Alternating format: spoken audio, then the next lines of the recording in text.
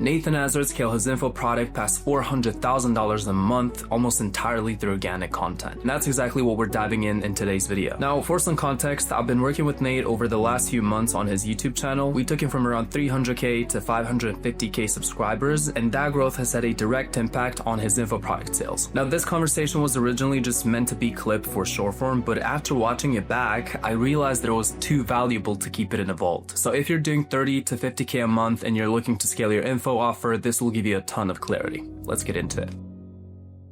What people overcomplicate when it comes to selling info products? Everything. The typical infopreneur, they first make an Instagram, they make a YouTube channel, and they start blasting a bunch of content. They're spending so much time in setting up all these crazy VSLs and landing pages and webinars and all this shit. And like, we blew all of these people out of the water with a straight up Calendly link in a bio or description of a YouTube video. This was a couple years ago. And that one Calendly link took us to $400,000 cash collected in a month, right? That's insane. Consistently, month over month. It wasn't just one-off month where we did 400,000. It was like consistent for quite a little while. Could we have maybe squeezed more revenue if we had a more intricate funnel? It's possible, but chances are the team and I would have spent so much time and effort with all the micro optimizations and refinements when it comes to the actual funnel. We wouldn't have had the time and effort to put into what's most important, which in that case was making a video so valuable that it just, people want to pull out their wallet and give us cash right away because they watch that YouTube video and they're like, holy shit, like this is speaking exactly to me. These guys can solve the exact problems that I have right now. Whatever this is, I want in. I think what we did so well with info in the beginning was we focused on what was most important, which was delivering value and then getting results. And when I say delivering value, I mean in the free content that we put out there, the lead magnets, the YouTube videos, things like that. That's where we put all of our effort. And then getting results when we're working with the clients. And those initial results, those initial clients that came through helped us tremendously because, you know, I ended up hiring some of them, bringing them into the business. Some of them created content on behalf of the company, which brought even more leads and more clients. So you can kind of create like a crazy flywheel effect when you focus on the most important things. But I see way too many people overcomplicating an info product business, which is notoriously a very easy business to run. And that's where they go wrong, I would say. My next question would be, what is the difference between content that sells and the one that doesn't? I can speak at great lengths about that, but I'll try to simplify it because we've tried every platform, we've tried like every style of content over the past 5 years.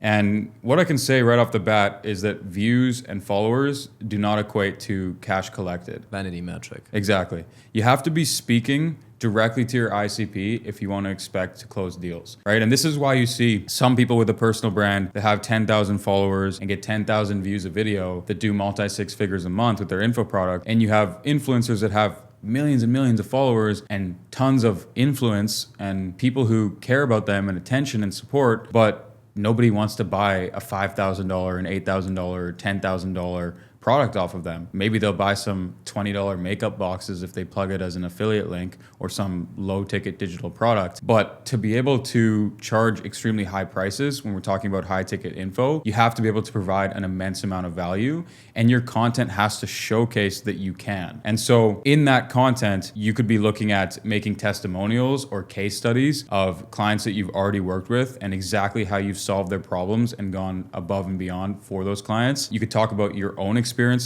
and how you yourself have gotten the perfect dream outcome, the desired result of your dream clients. And I'm not talking about, you know, just the cash. I'm talking about the lifestyle. I'm talking about the real benefit behind why somebody wants what you're selling. You know, let's say you're selling an offer on how to get to $10,000 a month, right? The vehicle doesn't really matter and the technicalities behind the offer doesn't really matter. The specifications, the same way when you sell a physical product. What really matters is the benefit. You know, what is that product providing in that person's life? And so when you understand your ICP so well, you understand that, okay, this person probably wants the ability to travel anywhere and to live, in a country that is hot and by the beach. Or maybe they want status and they want a nice watch on their wrist. And then when you understand these things so well, even the status thing, you can then cultivate your info product or your offer around status. This is exactly what Andrew Tate did with the War Room.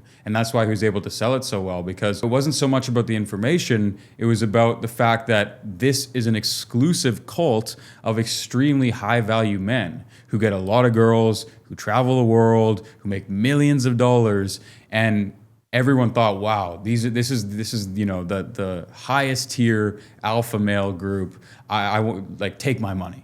Right? Because they were desiring status. And Andrew Tate knew that. He knew that so well that that's exactly what his audience wanted. More than money, more than freedom. And then he rolled out the War Room and he made a ridiculous amount of money. So yeah, I guess it all comes down to understanding your target audience so well and speaking to them. So what would be the first thing that you would fix in somebody's funnel to triple their revenue? I mean, obviously it's very situational, but I would say just as a general rule of thumb, I would fix their content. I would fix their front end before anything else. And this kind of goes into what I was talking about before with the whole simplicity aspect. Because, when you think about it in the info space, why is it that people run paid live calls, people run webinars, people have type forms, people have basic landing pages and VSLs, people send leads straight to a Calendly? Why is it that there's so many different ways to funnel your leads and make cash, right? The answer is that because all of them work. Literally all of them work. There's no golden funnel or no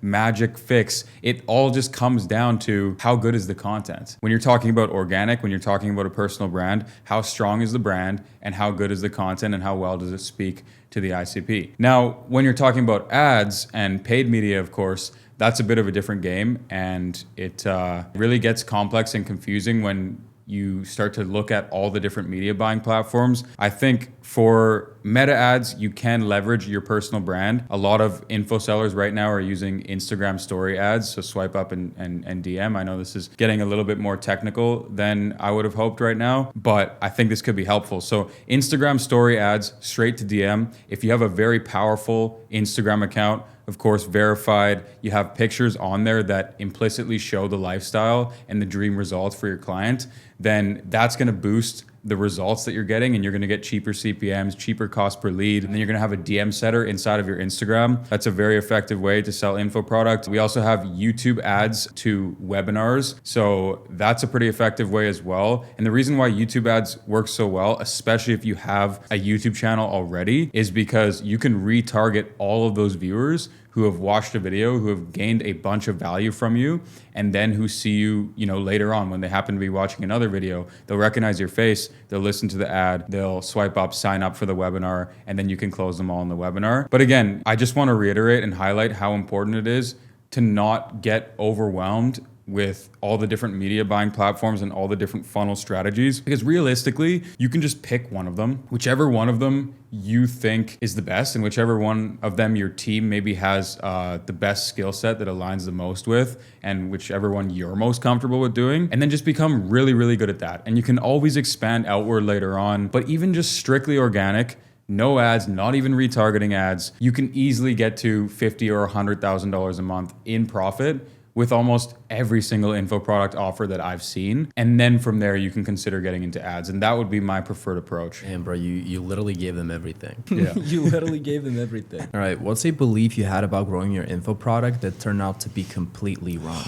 In order for me to scale to six figures or multi-six figures a month, I would need a product so exceptional that, when people come in, they're blown away. They can't believe it. They rave to their family and friends.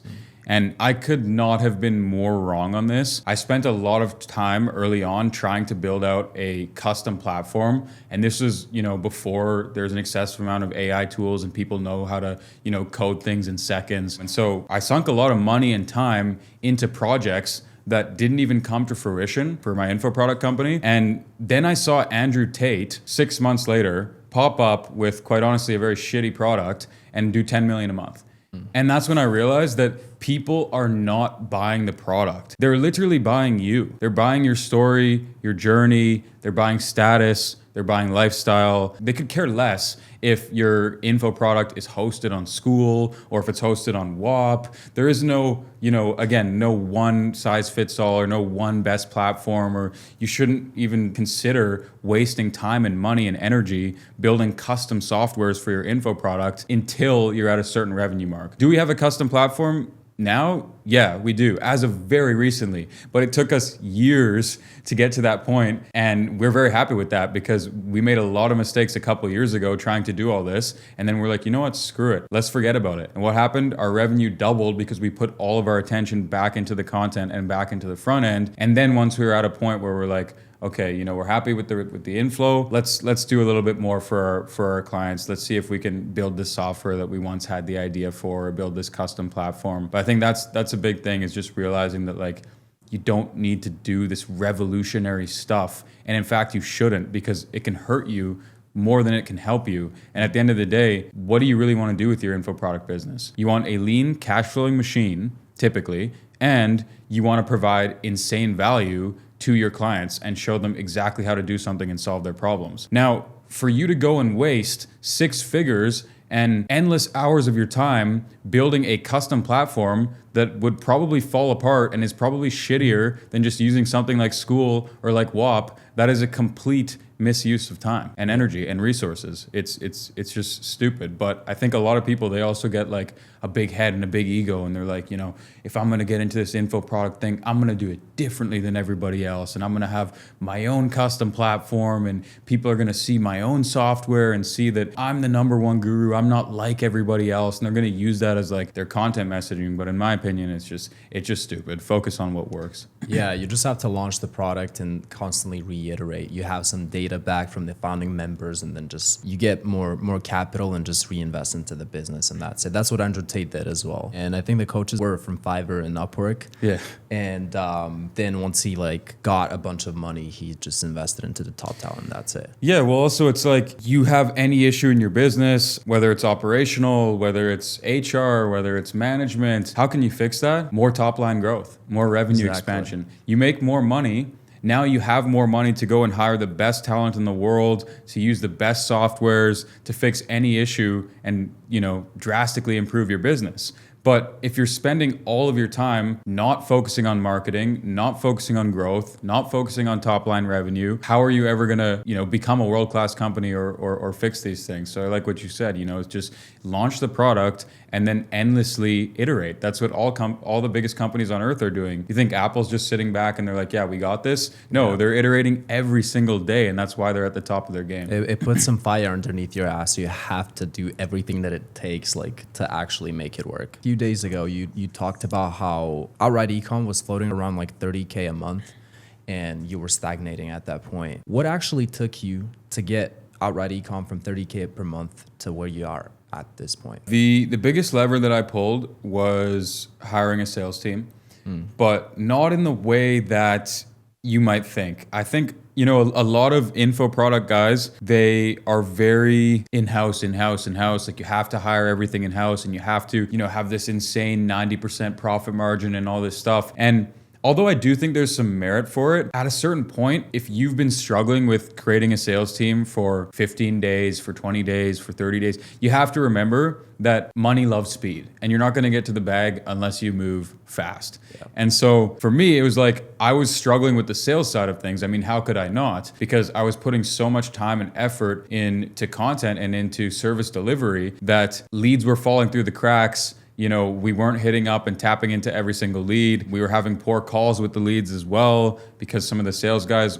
that I hired weren't like top tier. Mm-hmm. And so when we were around $30,000 to $40,000 a month and sort of struggling at that point, month over month, I was like, you know what? My biggest bottleneck right now is the sales team. What if I just hired an agency? And again, typically I'm a guy that was like everything in-house. That was kind of my belief. But to a certain point, I wish that I had just went with the agency from day one, because again, money loves speed, and I could have skyrocketed my growth, and I later could have built an in-house sales team if I really wanted to, right? Yep. But what ended up happening was within 30 days of working with this sales team, we went from $30,000 a month to over $100,000 a month cash collected within 30 days. And that's when I was like, okay, yeah, I'm keeping these guys, and I don't even care about building an in-house sales team, right? Yeah. And so I think that was the biggest lever that I pulled. And just the lesson there is don't be afraid to work with an agency, especially if you're trying to move fast.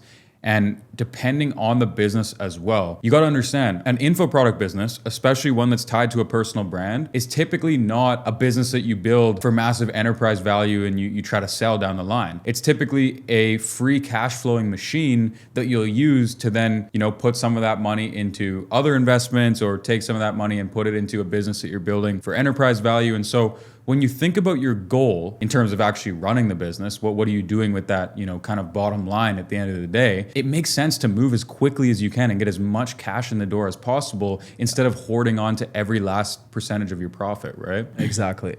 I know a lot of people struggle, especially in the info product space, to retain their clients. How do they fix that? And how do they actually extend their LTV? LTV is a big one, especially if you're doing paid ads, because particularly Meta ads, but also Google ads, TikTok ads, the CPMs have been rising year over year. And so big companies, massive corporations are moving more and more marketing budget every single quarter, which is what's driving up the cost of the ads. Now with e-commerce brands, with info product brands, it's not necessarily so much a game of customer acquisition, but it's more became a game of customer retention. It's never more important than today to be focusing on the LTV. And I think in an info product setting, what you can do is you can make a service or an offer super sticky. An example that we do for this is we have an affiliate funnel that's kind of like a lead magnet that brings people in and then we sell them into the info product later on when they need help. But one thing that we do to keep it so sticky is when they sign up for the affiliates, they're brought into a flow that's basically like 30 or 45 days. And during that flow, they get a new product that's released to them that they can start selling after X amount of days. And so now this person is basically waiting around in our community. I mean, not waiting around because obviously there's video modules and there's stuff for them to do, but they have something to look forward to constantly.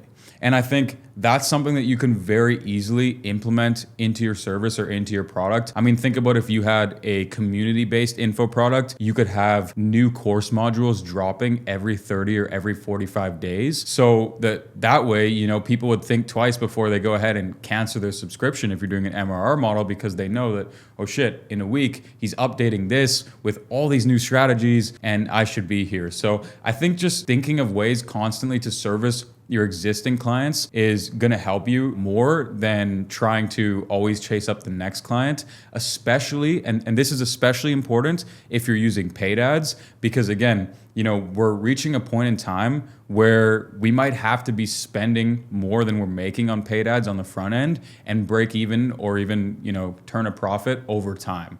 And that's just because of the nature of where we're headed with paid media these days. Low ticket or high ticket? I really prefer the high ticket model. I think, we've tried low ticket, we've tried high ticket, we've tried mid ticket, but the problem with low ticket is regardless across the board, the churn rates are going to be extremely high. Yeah. Because typically clients that are coming in and they're expecting to have their entire life changed and they're expecting that off of $30 or $50 that they're paying, these aren't the best clients. These aren't the most committed clients versus somebody who comes in and pays you $5,000, $8,000, $10,000. They're in a completely different frame of mind because they've just invested probably, a lot of money where it took them a very long time to make that money. So they're coming into it with a whole different headspace. And I think that's why, for me, it's so much more fulfilling to work with higher ticket clients as well. And it's so much easier to get them results because of their own mindset. And of course, the business just makes a lot more money, typically with high tickets. I've seen very, very few examples of low ticket communities that are crushing it. And usually these communities are attached to influencers or personal brands that have millions and millions of followers. And I think for most people probably listening to this are starting out, they're in a position where they're building more of a micro niche personal brand. And if you're doing that, high ticket is definitely the way to go. Paid ads or organic content? One or the other. You can't pair it. That's a tough one. Really comes down to the individual and their skill set. But in the info product space, for me, organic has always been my go-to. Again, the profit margins are insane. The benefits that you get from building a personal brand are insane. So it's like, all that time and effort that you're spending to bring in clients by building your personal brand, you're still reaping rewards from it later down the road. And it's like, although that personal brand isn't necessarily something that you can sell because it's you, it is an asset and it will continually bring you value for years to come, whether it's, value in networking, whether it's value in sponsorship or brand deals or affiliate marketing or info products, or you want to start an e-commerce company and you want to leverage your existing audience to get that product off the ground. There's just a million reasons why building a personal brand is extremely valuable. So if you're in it for the long term, I believe organic is the number one thing you should be doubling down on when building an info product business.